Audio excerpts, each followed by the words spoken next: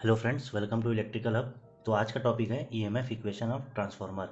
तो आज हम देखेंगे ईएमएफ इक्वेशन डिराइव करेंगे पूरा कि कैसे बनता है ईएमएफ इक्वेशन ट्रांसफार्मर का। ट्रांसफार्मर को of X M E R भी लिख सकते हैं शॉर्ट फॉर्म में, है ना। ये बता दे रहा हूँ मैं। तो देखिए इसमें क्या होता है, पहले मैं इसका साइनोसाइडल वेव बना लूँ। ट्रांसफार्मर का जो फ्लक्स जो वेव जो फॉलो करता है मशीन को, वो कैसा दिखता है, ये कुछ ऐसा दिखता है, ठीक है। इसका फ्लक्स का ऐसा वेव रहता है। ये 5M मैक्सिमम फ्लक्स है, ये प्लस में, और ये 5M माइनस में, ठीक है। एसी है, एसी मशीन है ना ट्रांसफार्मर, तो इसके लिए हमने ऐसा वेव बनेगा, एसी वेव। इसमें मैं आपको कुछ कुछ टर्म्स बता दूं जो हम लोग अभी लिखने वाले हैं। ये जो 5M है, इसको बोलते हैं मैक्सिमम फ्लक्स ऑफ ट्रांसफार्मर, ठीक है। मैक्सिमम फ्लक्स है ये 5M। एफ मतलब फ्रीक्वेंसी, N1 N2 जो है ये है number of turns of primary and secondary winding, ठीक है। ये नंबर ऑफ टर्न्स है N1 N2। और क्या यूज़ करेंगे, अब हम लोग क्या करेंगे, वैसे बेसिकली जो फेरेडे लॉ है वो क्या बोलता है, E1 equal to minus D psi upon D T, rate of change of flux with respect to time, इसको ईएमएफ बोलते हैं, है ना। ये बेसिक फार्मूला है। और ये साई का मतलब क्या है, ये है N1 5, ठीक है। इसका वैल्यू ये है N1 5। हम लोग ये 12th क्लास में पढ़े फेरेडे लॉ में कि N1 5 इसका वैल्यू है। तो अब हम इसमें वैल्यू पुट कर देते हैं यहाँ पर, E1 equal to minus D sine by D T, ठीक है। और एक और चीज़, ये जो 5 है ये 5M के इक्वल है। ट्रांसफार्मर में जो फ्लक्स रहता है वो कांस्टेंट रहता है, चेंज नहीं होता है। तो चलिए अब वैल्यू पुट कर देते हैं इसमें। तो इसकी वैल्यू हो जाएगी E1 equal to minus N1 बाहर, ये कांस्टेंट है। टर्न्स तो कांस्टेंट होते हैं ट्रांसफार्मर के, जैसे ये ट्रांसफार्मर का एक साइड है, ये ट्रांसफार्मर का दूसरा साइड है।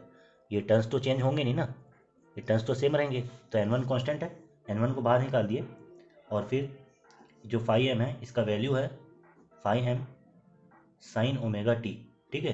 ये साइन ओमेगा टी क्यों है, क्योंकि इसका वेव है, साइनोसोइडल वेव है। आपको पता है ना साइनोसोइडल वेव और कोसाइन वेव कैसा होता है। कॉस का वेव ऐसे होता है स्टार्ट यहाँ से, और साइन का वेव ऐसे स्टार्ट होता है, ठीक है, यहाँ बी डिल से, जीरो से। तो ये साइनोसोइडल वेव है, साइन ओमेगा टी लिख दिया हमने अपॉन डी टी, ऐसा हो गया। अब इसको हम लोग डिफ्रेंशिएट करते हैं, डी बाई डी टी जो है, तो ये हो जाएगा E1 equal to minus N1, और ये ओमेगा, ये साइन ओमेगा टी है इसका डिफ्रेंशिएशन करेंगे, ये हो जाएगा ओमेगा बाहर, है ना। साइन ओमेगा टी का ओमेगा बाहर हो जाएगा एक बार, और एक बार 5M हो जाएगा। और ये साइन का हो जाएगा कॉस ओमेगा टी। तो ये साइन का कॉस होता है तो माइनस साइन हट जाता है ना। नहीं, अभी ये ऐसे ही रहेगा, साइन का तो कॉस ऐसे ही हो जाता है, माइनस साइन ही हटेगा।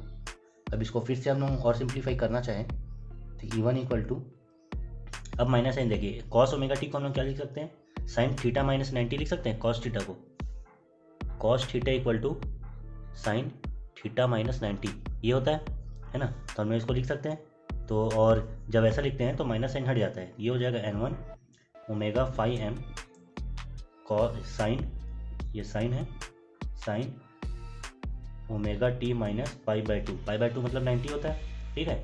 अब हम लोग क्या करेंगे, इससे क्या पता चल रहा है कि जो भी साइन एंगल है वो 90 डिग्री के एंगल से लैग कर रहा है ना। हम लोग को ये समझ में आ गया।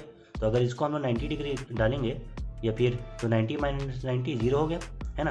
या फिर एक काम करते हैं, इसको अगर 180 डाल दिए, 180, तो ये टोटल वैल्यू क्या आ जाएगा, 90 आ जाएगा। साइन 90 क्या होता है, 1 होता है।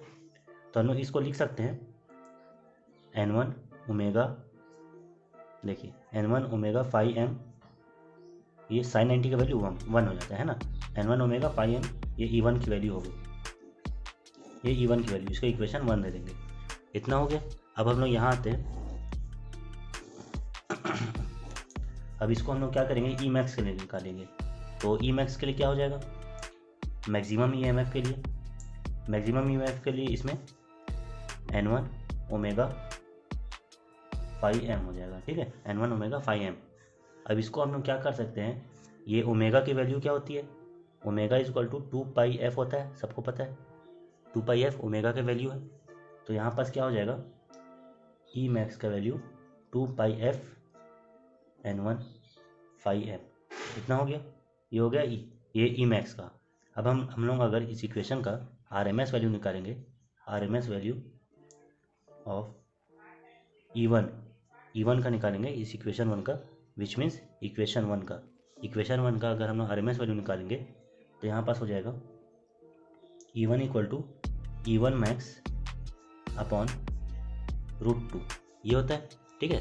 तो अब इसमें वैल्यू पुट करेंगे अगर, तो E1 मैक्स की वैल्यू क्या है 2πf n1 फाई m, यहाँ लिखेंगे 2πf n1 फाई m, इसको अपन √2 करेंगे, ये 2 का √2 लिख सकते हैं, 2√2 है ना, 2√2 लिखेंगे तो 1√2 कैंसिल, 1√2 कैंसिल, तो ये हो जाएगा √2 में कन्वर्ट हो जाएगा अपने आप। तो इसका वैल्यू ओवरऑल क्या आएगा यहाँ पास, E1 जो है E1 आएगा 2πf n1 फाई m, इतना आएगा।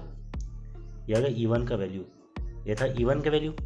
तो अगर हम लोग इसको अगर 2πf की वैल्यू, 2π और f कितना होता है बेसिकली हम लोग का, f की वैल्यू नहीं पता, 2π की वैल्यू हम लोग को पता है, 2π की वैल्यू हम लोग कैलकुलेटर से कैलकुलेट कर सकते हैं। तो हम लोग E1 की वैल्यू क्या आ जाएगी, E1 इज इक्वल टू 2π की वैल्यू होती है 4.44, बस f लिखेंगे f n1 फाई m, ये हो गया E1 की वैल्यू।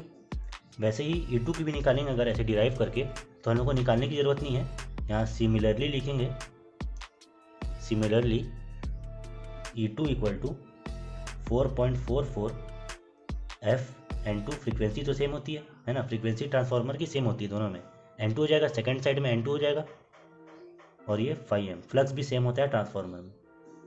तो बस क्या बदला है, E2 में जब निकालेंगे तो सिर्फ n2 बदलेगा, ठीक है। ये हो गया हमारा E1 और E2 का वैल्यू। और अगर हम लोग कैलकुलेट करना चाहें E2 बाई E1 करके, अगर हम लोग टर्न्स निकालना चाहें, जो भी निकालना चाहें, तो देखिए क्या होता है यहाँ पास E2 बाई E1 अगर हम लोग करेंगे, E2 बाई E1 है ना, E2 बाई E1 अगर करना चाहें तो E2 की वैल्यू क्या है 4.44, उसके बाद f n2 फाई m है, ये है, और E1 की वैल्यू क्या है 4.44 f n1 फाई m है।